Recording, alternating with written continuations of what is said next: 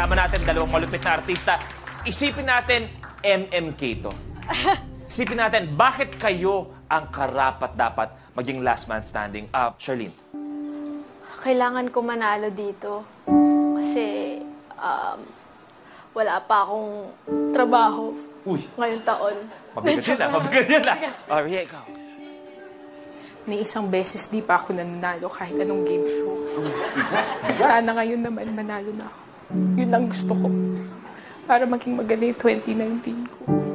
Ang ganda. Ganda. Grabe. Okay, eto na. Malalaman na natin. Siyempre, kasama natin, bumibisita. Di ko alam kung kay Colleen ba o sa akin. Siyempre, kasama natin, Billy Crawford! Yeah! Eto na ang Double Up Good Luck Players.